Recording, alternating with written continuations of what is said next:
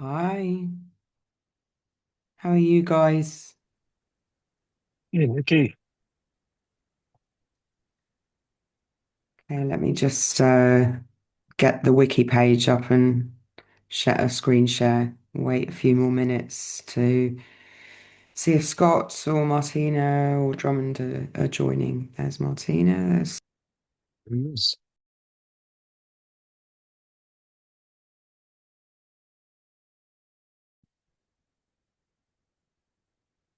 Good morning, folks.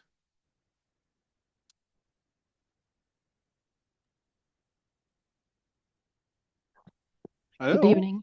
Hi, Oh, everyone. and good evening, and all that stuff. And Kevin is on a train in Italy, so he'll be constantly dropping in and out. Ah, Kevin, you poor guy. I'm sorry you have to be on a train in Italy. But yeah, yeah, exactly. I'm eager to get a report on the now Chrysalis gathering. That was another one of the now gatherings. Nikki, how you doing?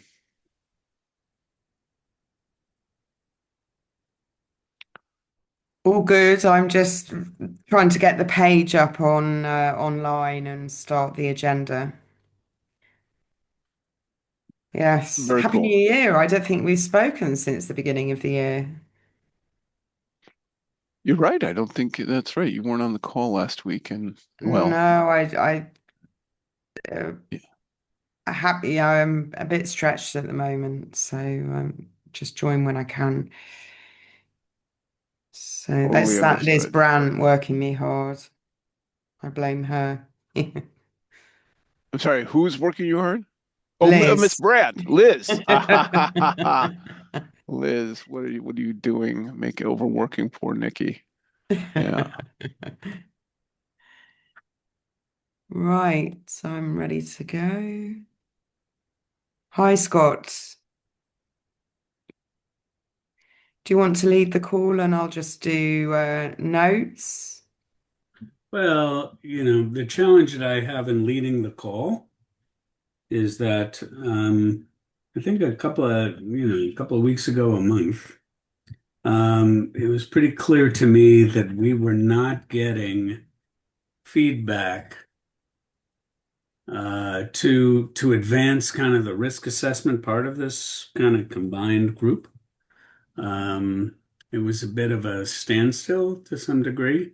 And then Sankashan had kind of come in, swooped in, and kind of came through with a methodology to advance the ball, which kind of took, I'd say, some of the process that I was familiar with to pivoting to a different degree.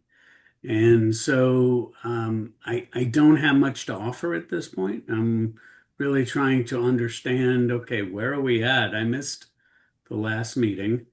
Um, so I need to know where we stand with the risk assessment piece to drive some of the requirement areas for this working group. Okay. And see where we're at. Are we on a path that we can move forward with? Um, or where are we at to this particular point? So, or do we advance some of the harms area? So obviously there's a lot of expectations. I mean, Drummond is here and waiting. Well, I'm not So we better just jump to here. it. I'm not just here waiting. I'm here to. I have not been able to make the meetings regularly enough to start contributing. I think the same has been true. I'm not. I can't speak for Martina, but we've also we're most of us back from break, and I think we're far enough with um, the credentials work. I mean, we're going to talk on Wednesday's call about starting the working draft on the spec Mhm. because I think we have a clean enough picture now of uh, what the graph looks like and how we're going to build it. And so So I'm like, okay, we're at a Well, at, go ahead. well, so that was one of the other points. Thank you for bringing it up. So to do a risk assessment, you could go through risks. It's harder to do. It's more abstract. People like to jump into specifications and all those kinds of things, which seems to play out more frequently than not. If you're doing that, then we can then, if you build out at least draft specifications, we can look at them and I can ask the question, well, why are you doing that? What risk are you addressing? So I would recommend, Drummond, in those sessions, those questions need to be asked. And if we Which, don't, if we're yeah. not addressing a risk, then why are we doing it? And if we are addressing a risk, then we can add it to our risk profile, our risk list, and that's how we populate it. So let me just, I want to put it in perspective. So we're gonna draft, this particular specification we'll talk about. It's the one we listed in the DTG. I'll put just to make it clear. I guess I needed to put the name of it first. 1 second. So in this, I don't know if everyone's looked at it yet, that in the glossary that we drafted over the break and discussed on the call last week, there's, eventually it'll have the names of all the specifications in it, but the only one called out right now is the credential specification. And so that is going to identify, it's either 6 or 7 if we add witnesses at current count specification, I mean credentials, that are what you use to define and annotate the graph. And then there's the new class that we introduced with that of invitation credentials. So Mhm. and so they serve different functional purposes. But they don't exist just to address risks. They exist to provide benefits, and in implementing them, some of those benefits can have risks. So does that make sense that not everything exists just to address risks? Uh, Yeah, I understand that, but they're also done in a certain way to address this. Why do we have witnesses? oh yeah, so I was gonna say They witnesses, address risk. I mean, I'm just saying. absolutely. I'm Some saying some in of my them, in my view, everything that you state address risk. Is that the only thing they address? Of course not. Of course not. got it. But Okay, so yeah, but we do critically, it is important to drill down on why we're doing it, and not only why are we doing it, but why are we doing it in a certain way, right. right? Because No, I there's agree. lots of different ways to do things. So Right. usually we do things in a risk mitigating way. And so I'm just trying to fulfill my obligation to the organization because I'm the risk assessment guy. And I'm just trying to figure out with the group that we have and the inertia and the things that happen, how do I complete my task? So I'll beg, I borrow, think and that brings steal. us quite nicely to this discussion point, which Sankshan raised in our last meeting, which is the deliverables from the work from this task force. And maybe Sankshan, you could speak to that point that we needed to cover off. I think Scott's reaching for something similar. What do I need to do to get us over the line? Okay. Uh, yeah. So I think what I was getting at uh, last time we talked, Nikki and I were on the call, is the original set of deliverables is a very classical set in terms of like, okay, here's the set of finished products that would come out of the task force. But what if we look at it in a more evolving manner and determine what kind of inputs are immediately required by the uh, working group, and then incrementally make our deliverables more granular as it goes, so that we are not stuck in creating the perfect deliverable as output, and by doing that blocking others from making progress, or getting delayed by so much that we don't make enough impact when we deliver our stuff. So kind of balancing between the perfect output and the necessary output is what I was getting at. So what I hear you suggesting, Sankarshan, is that it's sort of a little bit more of call it an agile process with specifications. Get something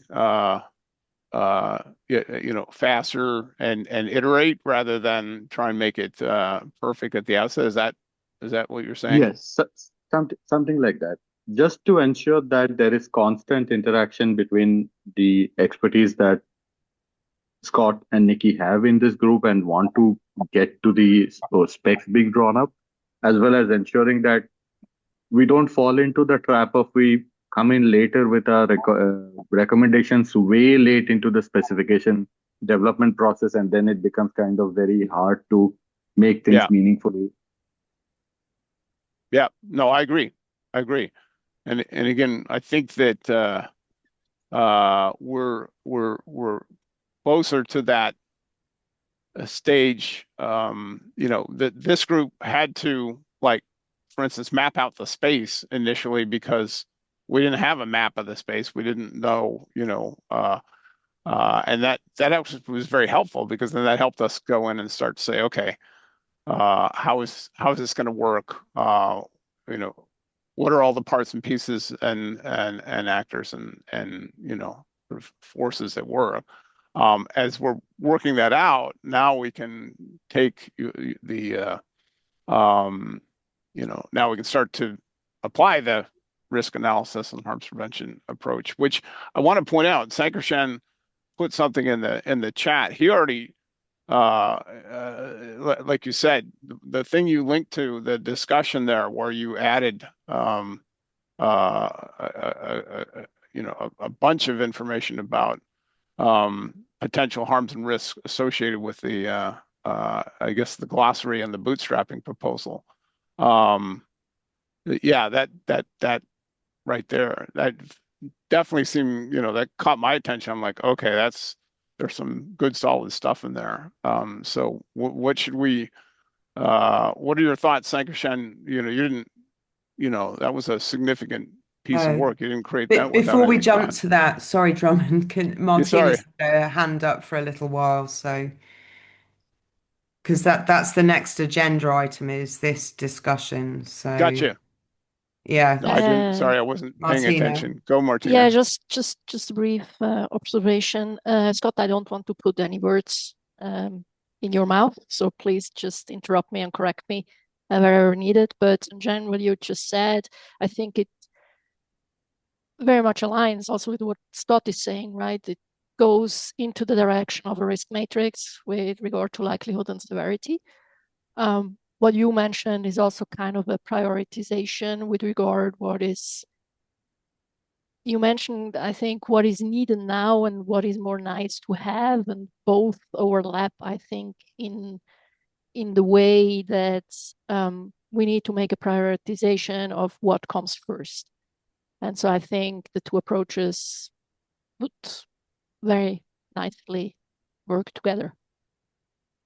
That was just the thought that I had when I listened to you. And it's the first time that I hear what you're saying, so I may be wrong, but that was what I understood now. Okay, I'm done. Totally agreed. So what deliverables do you think we should be producing?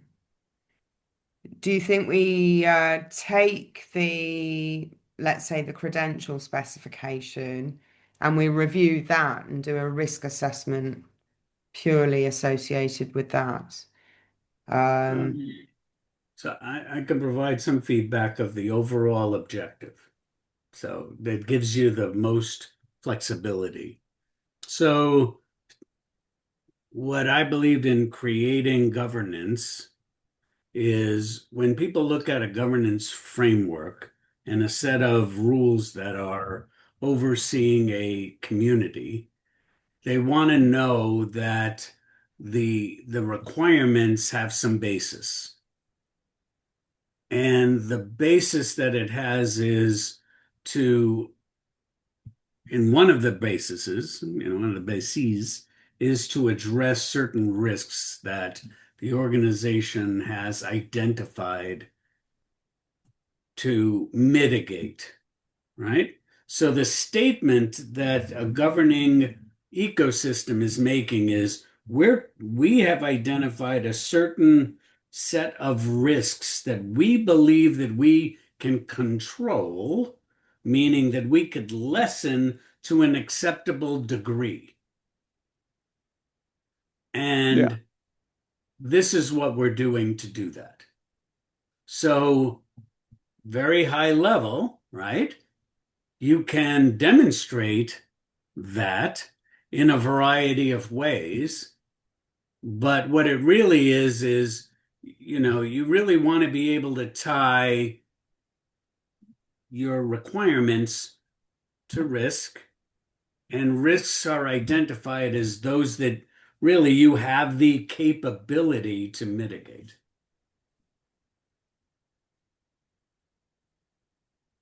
And I think Drummond was nodding his head. Yeah, I So, was. That totally makes sense. So I guess the question Nikki was asking is, so we have, I don't know, I'm guessing it'll be in the order of 4 or 5 deliverables, call it technical deliverables, from the working group. Maybe more eventually, but one by one as we work on them, like for instance, our card spec may be a completely different spec. So there's 2 technical specs, and then the protocols may also be another package. So we've got these, yeah, there you are. You're looking at the list of potential deliverables. Um, should we? I'm wondering, Scott. I mean, the first uh, sort of after the first 2, which are risk and harms prevention. Next one, DTD credential spec. As we have a working draft of that, which we'll discuss on Wednesday, we have a plan to produce that over the next month. Should we apply the process to that, or should we wait until there's? yes. Yeah, okay, that's what you're Yes, saying.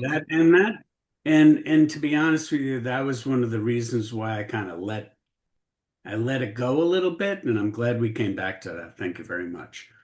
Because I realized, I said, we're not going to get all of I mean, one way is to get everybody in the group, and we were, taking up time in the working group to go over these kinds of things. And we really weren't getting where we want to go because there are people that are chomping at the bit to drive into specifications. So, what I'd recommend is in each specification group, we need to have an upfront discussion of what are the risks that each task force is trying to mitigate. And I'll get the information there and just say, okay, these are the risks we've identified, and then we can apply it to this group. So now we're a facilitator as opposed to taking up time in a working group session. And I'm telling you, if each group can't identify high level risks it's trying to do, you need to question it, right? Yeah, Why are we doing it? Right? yeah, that makes sense. So, Especially so, because but go ahead. well, I'm just saying, I think the ultimate requirement of gathering risks is gonna, I don't care how it happens. I'll beg, borrow, and steal. Like I said, as long as we have an overall governance program that we can say we assessed risks and we can articulate that as part of governance, documentation, so that when someone looks at it, they say, "Oh, okay, this is the intent of this ecosystem." Right. Okay. Okay. This is One all of them. making a lot of sense to me, and I would actually say it's always been apparent right from our initial mission statement, where we talk about this as a socio-technical system, but that means that there's this whole category of risks, that arguably are going to be the biggest, or most important category, which are the social harms that can happen from the use of this technology, not just the cybersecurity risks, but and we can start, you know, that will be an aspect. That's one of the things that I noticed when we get to the discussion of Sankershan's. It's like, oh yeah, this absolutely those are going to be front and center. And and the one other thing I'll say is there's also the other thing that I think is somewhat unique and super important about um, the deliverables of this task force is I think we've got two levels. We've got the risk assessment and harms prevention, that our own analysis of our own specs, but then so much of the implementation of those specifications is going to come down to the governance of, I'll use the two specific terms in the glossary, the verifiable trust communities and verifiable trust networks that implement these specifications, right? So So, they're the ones that need, I think, a lot of guidance around, risk and harms prevention, and who will, who will be in an iterative cycle with as the specifications are out there, learning from, okay, what are the unintended consequences, right? And how are we going to address those, right? In the figure eight diagram, Scott, of how this thing will evolve. a couple of things to say. One is, by the way, the entire first person project is predicated on risk mitigation, right? Why are we having that whole project? Because there is a risk that, that a person isn't interacting with you, right? That's the risk. That you have a AI system. So how do we mitigate to ensure that we're dealing with a person, not a person, a non-person? Okay. So that's why if I do think that everything we talk about in these, have a risk component. Now, what's great about combining this with harms, in a risk methodology, we identify the risks, we create the governance requirements to mitigate the risk to a degree. Now, since it's not an absolute, our governance processes are not going to eliminate risk. There will be a residual risk. And the Right. residual risk comes in two flavors. One is nonconformance of the community to meet the needs, and that's just, robust conformance programs can mitigate that. The other is when you have this protocol out in the marketplace, there are unintended consequences that cause threats and harms. And we need to anticipate that we're not going to do those jobs, and that risk and harms prevention activities are going to have to be implemented to reduce risk to the commu to the diaspora, so to speak. Okay. Yep. So I hopefully I'm have glad you a couple of captured this, quick, because these are core things that people that are coming to our ecosystem will need to understand that we've been thinking about. Sorry, Nikki. yeah, so just going back to this process. So we've agreed we'll apply the risk assessment and harms prevention approach to each of the deliverables. I'm wondering how a couple of things. So first of all, I think especially based on the work that Sankashan's done and some other stuff that we've been doing, we've got a very rough and ready first draft of this spreadsheet, like within like a few hours work. I've got a grant application to do, but I can turn my attention to this in the towards the end of the month. So I think we've got something rough and ready, especially if we say, look, that here are the risks that are inherent in using verifiable credentials, which are already documented in the template. So that's a whole group of things. And what we're doing is the uplift. You're using verifiable credentials and you're using decentralized trust graph. Here are the new risks that arise or the change to the risks that happen as a result of that. So that's a thing on process, on process. The second thing is how do we capture things like this very rich conversation about bootstrapping VTCs, and do we do kind of papers on that and then add components into, I think if we just put them in a spreadsheet, we'll lose the richness and the contextualization, which is really helpful, I think, in thinking things through. Maybe Sankarshan or Drummond, you could summarize that discussion and for those who've not been able to perhaps delve into it. Are you talking about I mean, there's the overall discussion, but Sankarshan's contribution is like a discussion in itself. So I definitely think Sankarshan, you should give folks an overview of it, and I'm fascinated to sort of get the backstory about it's quite a in-depth analysis. So I just love to hear more about it. I haven't had time to dive into it deeply, but several other folks on the working group, like Jeff Turk, are pointing at it, going, "Oh, okay, there's that stuff we need to think about."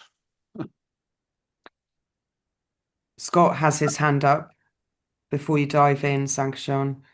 Yeah, go ahead. So I would, in addition to, Shankashan diving in, I think maybe you can, Shankashan, talk to Drummond and figure out how do we take the 15 minutes allocated tomorrow to shape what we're trying to do so that we can get proper acceptance and how that gets implemented in the entire project.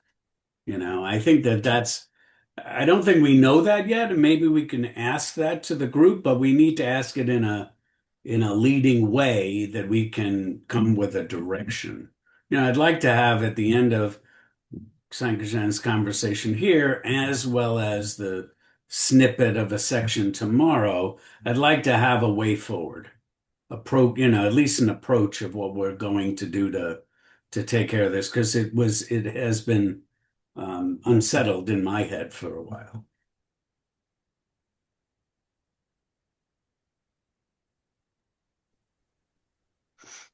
Okay, I'm kind of glad that those who managed to get the time to read the comments found them useful. But there's not a lot to it. The backstory is fairly simple. I saw Drummond post the discussion on the topic on the discussions, GitHub discussions, and I realized that the work at this particular task force was not really moving forward at a pace fast enough to make meaningful impact there. So all I wanted to do is provide some initial input to that bootstrapping document that kind of gets it to a place where it will start considering some of the risks and harms. And meanwhile, this task force can create the necessary deliverables that will come about. So that was the original intent. to get just enough content that makes it useful for the spec as well as the work in this task force.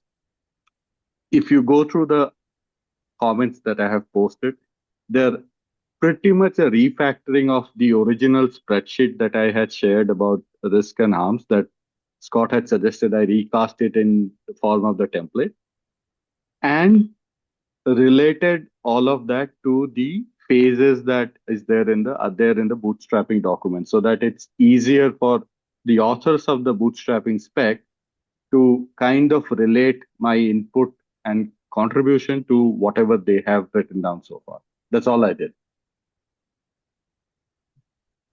That's so what I'm hearing is it's a communication problem that we've got. And we're not like taking the discussion to the teams. We're trying to do it in isolation using a completely different method, a spreadsheet, as opposed to GitHub discussions. So it's almost as if our time would be better spent in these discussions, contributing in there. Uh,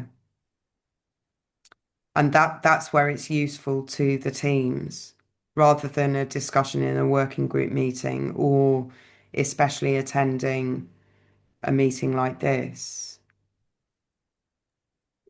I mean, Drummond, you're I in. wouldn't probably go that far in framing it, but I think what I sense is that there's an urgency to operationalize the experience that this particular group has and make significant contributions to the specification work that is being developed in some planned way.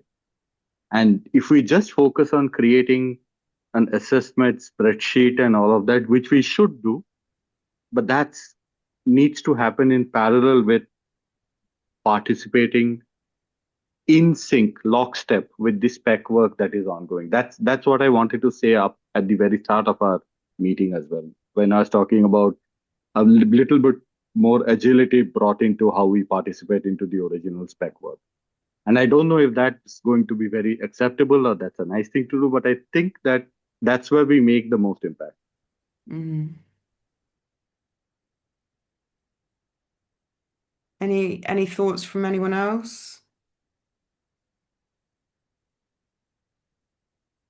No, it's sounds reasonable. I mean, Sankarshan, obviously you and I had a bit of a chat about this last week, and I did spend some time in the discussion and add, like, I'm not blessed with technical knowledge, so I struggle without spending a lot of time to really contribute to the specifications. But I and I added stuff from the human harms paper that we did, and I still think that's useful. And in particular, what I think is useful is our cheat sheets with stuff to do, and that can go into governance requirements. Um, I I started sort of mapping what you'd laid out back into Scott's spreadsheets. So I think that's a process that we can do, but it all kind of it's the time. I'm wondering, in the Scott, in your content authenticity working group, you had the contribution from the witness guys, didn't you? Directly into the specification. I wonder what we could learn from them.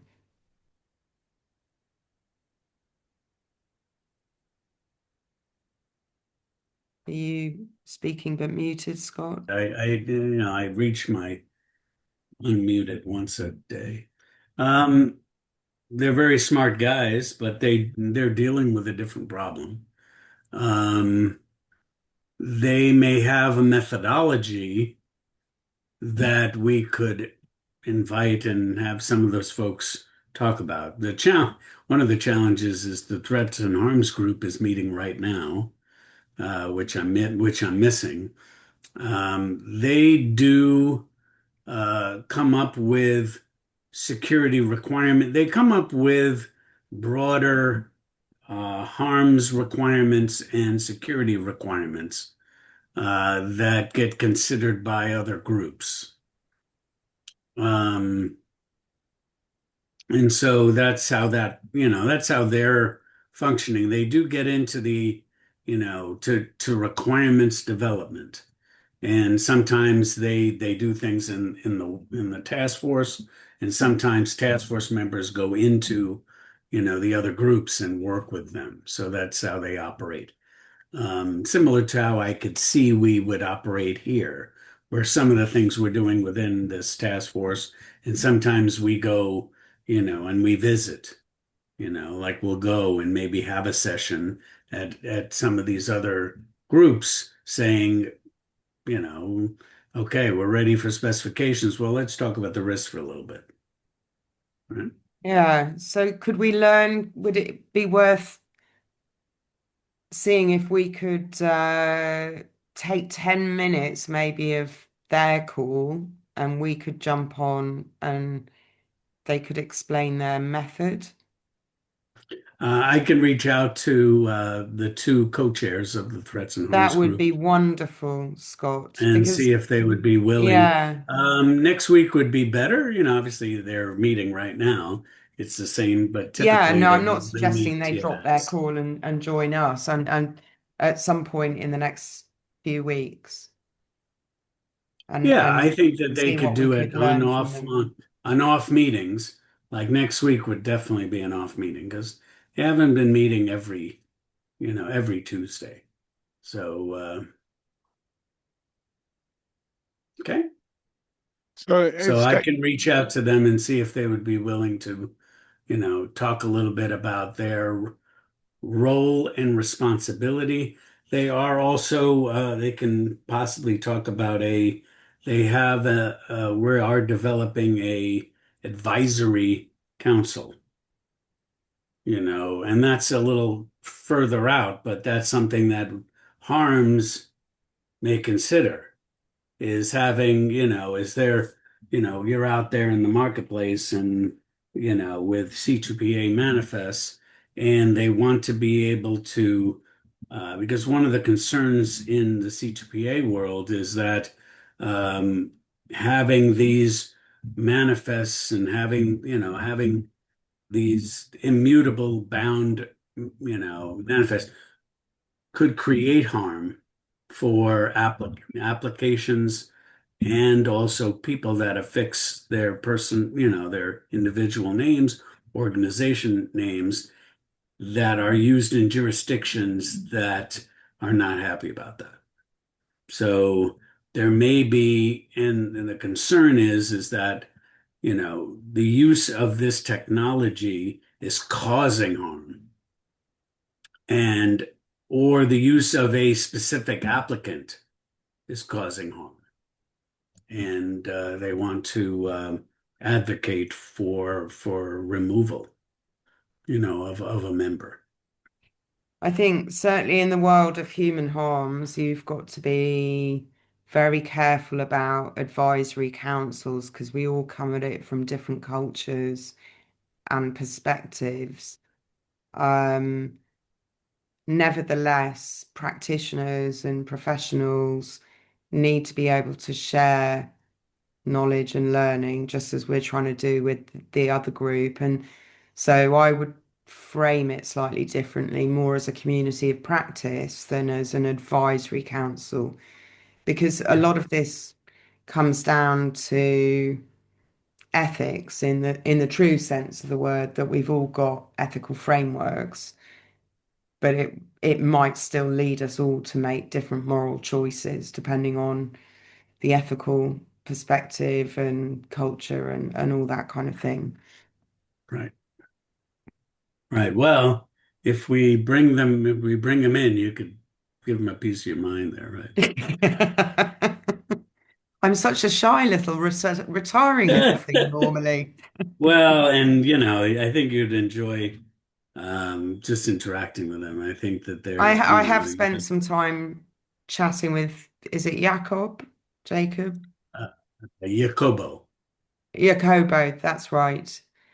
So he was asking for my advice on his work, but now I need his advice on our work. So Right, that's what the right. community is about, I guess. Well, and so I'll reach out individually and copy you to invite. I'm not going to go into the C2PA stuff. Okay.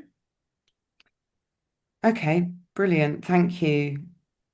Any other comments or discussion points or updates from anyone?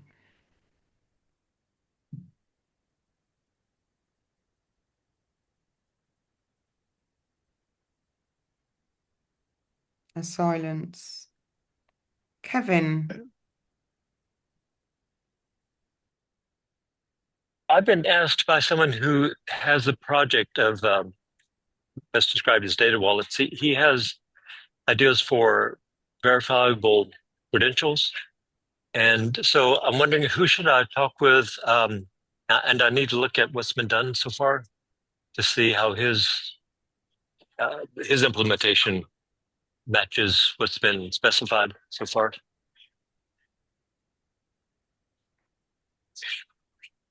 That's a massive question.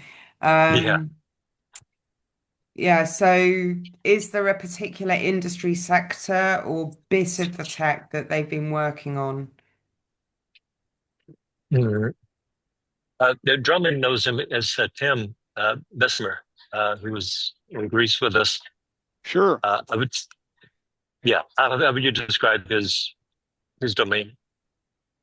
Well, it's Jason is data governance. Yeah, it is data governance, data access control, data sharing control. It is sort of immediately, Jason. That's why I've continued talking to him. Kevin, I talked to him again just before the holidays. Okay. And tell me a little bit more, Kevin, about what specifically he was asking about. He was asking me to research what's been proposed or specified. Uh, he feels like his approach, of course, he's from Germany, so his approach is better. And so he was just wanting to see how it meshes. Yeah. Well, How what we're doing meshes? Right, right. Yeah, I think he was asking me if he could offload that research task onto me. So, I can recommend deep research and also just look in the repos on GitHub. That's yeah, where everything is, you know. yeah. Yeah, interesting enough, that's one of the reasons, Kevin, I want to get to a working draft of the credential spec, as soon as we can, so that there is a sort of there to point folks at. Because, right now I do point folks to, as Nikki just said, to the credentials repo. But, if you just came into the discussions there and didn't really know what we were working on, what this is all about, they're not going to be terribly helpful. Just reading a bunch of discussions. If you have a a working draft and you can start to go, oh, well, let me see what the issues are. Let me see what the discussions are relative to that working draft. It's going to be a lot, it's going to help folks focus a lot more. And so anyway, Okay, but I'm happy to. I think that's good. we are producing materials towards. I think we're close to that working draft and the supporting materials in terms of the glossary and the bootstrapping doc. And then we're going to have a version 03 of the schemas as the other sort of ingredient to help us start on the working draft. That should be ready for tomorrow. The Brendan Miller from the Harvard ASML team is working on that today. Okay, thanks for letting me divert the conversation. I'll turn it back over. Thanks. Yeah, no worries. I mean, also, there are lots of people in the community who are like really focused on data particularly, but it depends on which aspect of data exchange. If it's consent, there's one person in particular who's very good on it, and then if it's, you know, decentralized data, then maybe the AC/DC guys are the ones to go and talk to. And so there are all these different kind of nuances. And it depends on essentially what problem he thinks his technology is solving. Uh, anyway, I think we're done on this. I'll put a note in the meeting schedule for tomorrow, Drummond. Is that right? Yeah. Um, I haven't created the page yet. I could actually go do that right now, Nikki. Only takes me a Okay, and minute. then I'll pop something over. Yeah. I tell you what, I'll do that, and then you can then I'll just ping you on Signal Okay, with the thank you. link, and that'll be good. And I'll start sticking in the other stuff I know is going to be on the agenda. Okay, Um, yeah. great. And Scott, you wanted that just 15 minutes to agree on that approach with I the task mean, force. Yeah. yeah, I mean, it's up to whoever. I think it's more up to Sangarshan because I think it'd be just providing that feedback. But Would you you be know, able to do that, Sankashan, tomorrow in the working group meeting? Sorry, I missed that part. Feedback on which topic? Scott just voluntold you for something. So I remember we were realized that, talking but I about didn't our figure out what process. I got roped into. We've been talking about our process, and we need to be more in lockstep with the working groups and get involved in discussions and everything. And so it would be great if we could just kind of highlight that tomorrow and get some clarity on what would be most useful for those other task forces. And would you be All right, able it just I'll try and make it to the meeting tomorrow. I have, I think, a small conflict in the first half, but I'll see what if I can move that around and join to stay for the entire meeting. thank you. Wonderful. I think we're done. Very cool. Appreciate it.